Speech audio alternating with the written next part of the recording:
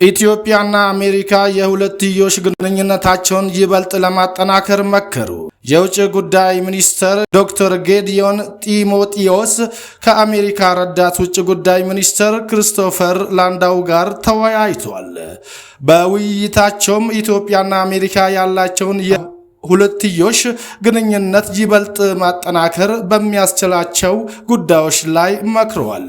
በተጨማሪም ሁለቱ ወገኖች በቀጠናዊ የጋራ ጉዳዮች ላይ ሐሳብ መለዋወጣቸውንም የውጭ ጉዳይ ሚኒስትር ለፋና ዲጂታል ገልጸዋል። በአሜሪካው ግዙፍ የጦር ጄት ተሸካሚ መርከብ የሚመራው የአሜሪካ ባህር ኃይል ወደ ኢራን መጠጋቱን ትራምፕ ከሰዓታት በፊት የሰጠው መግለጫ ያሳያል።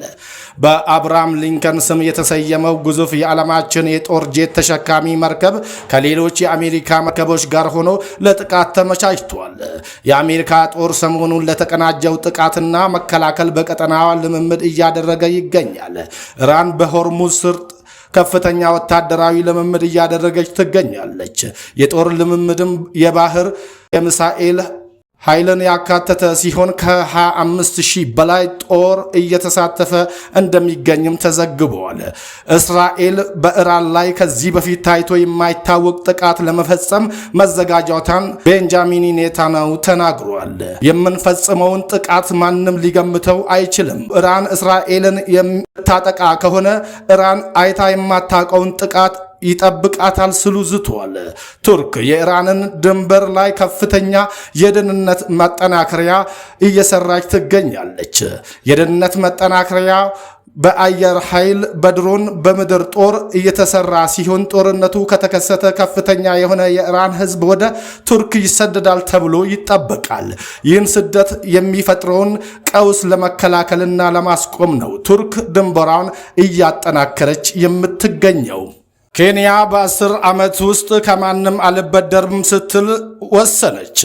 የኬንያው ፕሬዝዳንት ዊልያም ሩቶ ሀገራቸው በሚቀጥሉት 10 ዓመታት ውስጥ ከቻይናም ሆነ ከሌሎች ከማንኛውም ሀገር የውጭ ብድር መውሰድ እንደምታቆም በይፋ አስታወቀች። ፕሬዝዳንቱ በኬንያ የወደፊት ዕጣ ፋንታ በኢኮኖሚ ነፃነትና በዘላቂ እድገት ላይ ለመገንባት አቅዶ እንደተነሱም ተነግሯል። የሀገር ውስጥ ቁጠባ ከውጭ ከመበደር ይልቅ የሀገር ውስጥ ቁጠባን በማሰባሰብ ለሀገራዊ ልማት መዋል ቀዳሚ ግባቸው እንደሆነም ተገልጿል። ይህ ስትራቴጂ የኬንያን የፋይናንስ ነፃነት የሚያጠናክርና ኢኮኖሚዋን ከውጭ ተጽዕኖ የመከላከል ስትራቴጂ እንደሆነም ውስጥ አዋቂዎች ይናገራሉ።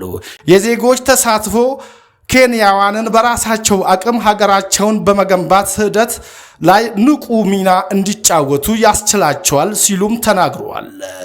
ይህ ደፋር መግለጫ በውጭ ብድር ለሚታመሱ የአፍሪካ ሀገራት ትልቅ ትምህርት ሊሆን የሚችል ሲሆን ኬንያ ይህንን ታላቅ ግብ እንዴት እንደምታሳካ ግን በብዙዎች ዘንድ በጉጉት የሚጠበቅ ጉዳይ ሆኖ ተገኝቷል።